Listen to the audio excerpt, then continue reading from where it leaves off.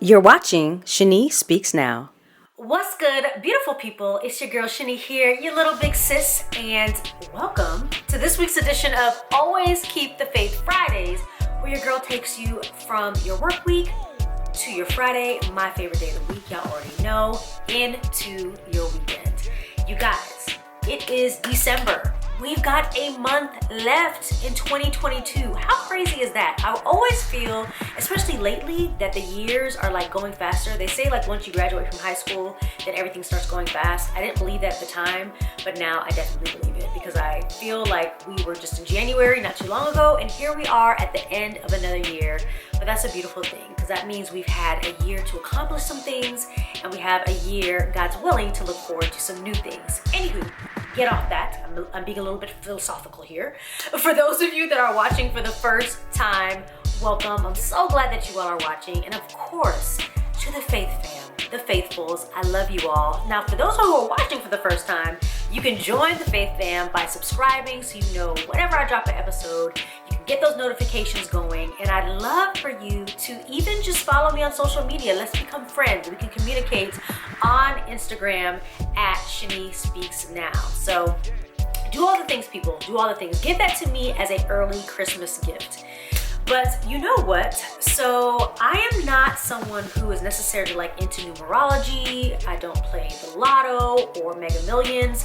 Though seeing that the numbers was in the billions, I might need to reconsider that. I kid, but I'm just saying.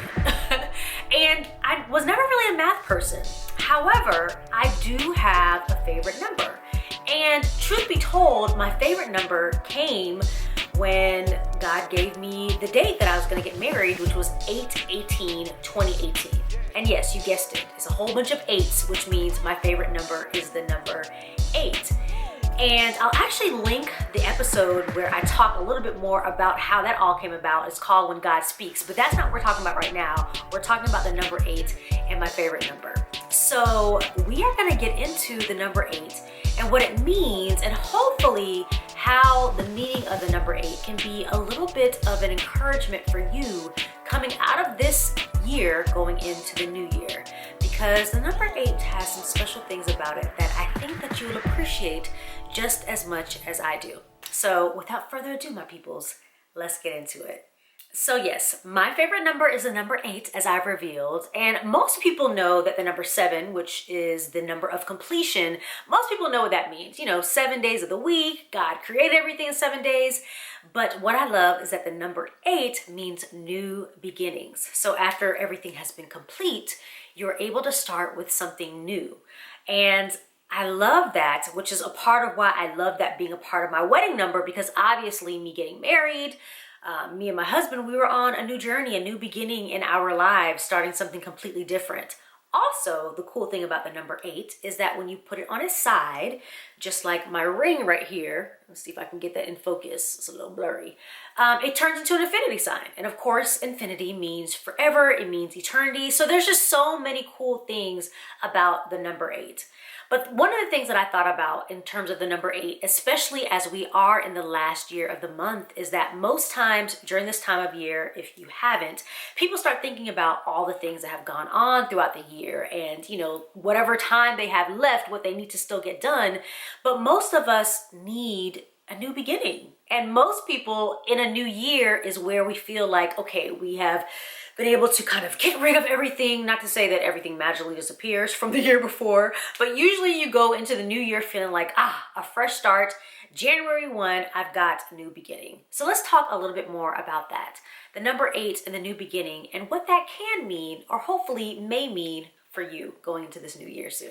Now, I don't know about you, but there's a couple of things this year that I could have used a do-over for, okay? That I could have used some new beginnings, some real beginnings, just a whole bunch of beginnings. So hopefully as you go into this new year, you are excited about whatever it has to bring. Not to say that we're trying to rush the rest of this year along. Of course, we're going to enjoy the month of December. It's actually one of my favorite months of the year because of the holidays.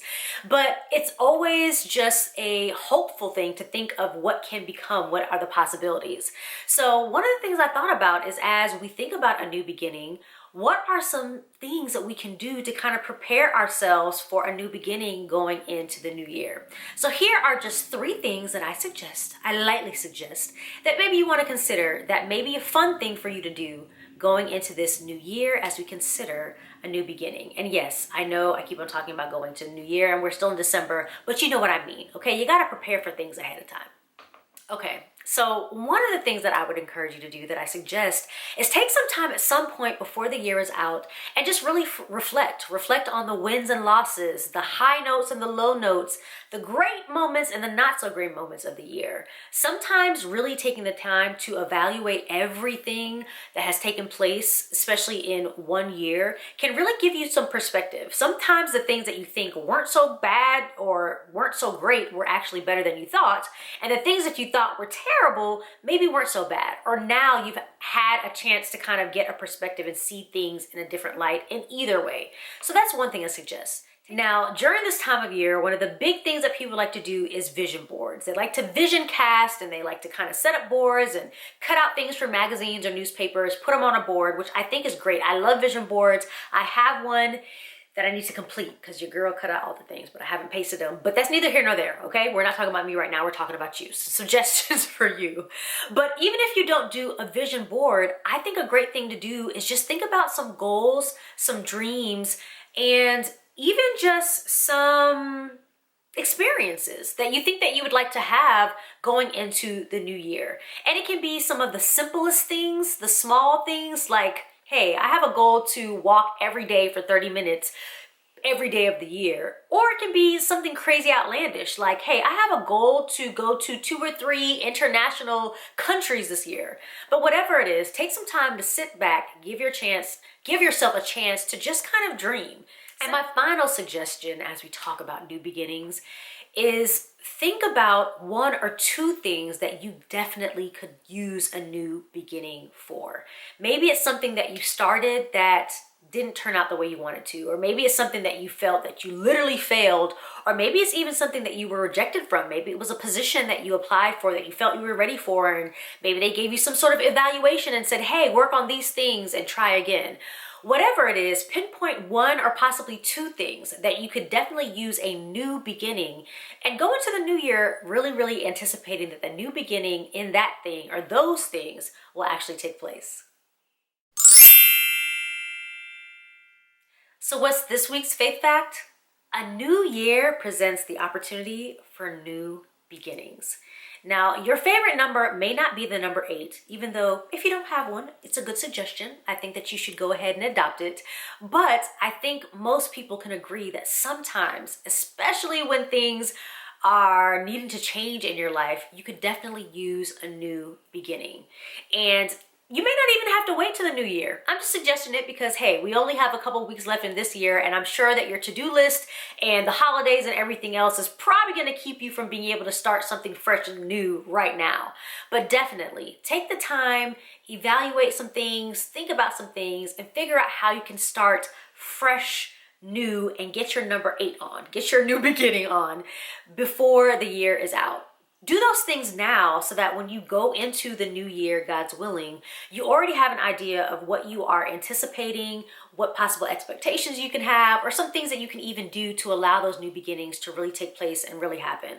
Of course, we don't have any control of what may or may not happen, but we can at least be in a mindset and prepare some things so that in the event we do have a chance to control some things, we actually know what direction we can go into and how we can move forward. Well, you guys, that is it for this week's episode. I hope that you all enjoyed it. Again, if you're watching for the first time and you enjoy this episode, join the Faith Fam. Please subscribe, get notifications, and if nothing else, follow me on Shani Speaks Now on Instagram, as I also love to share reels and stories. I'll be doing the most of my stories, so we can connect there for sure. And I hope that you all are excited about the month of December.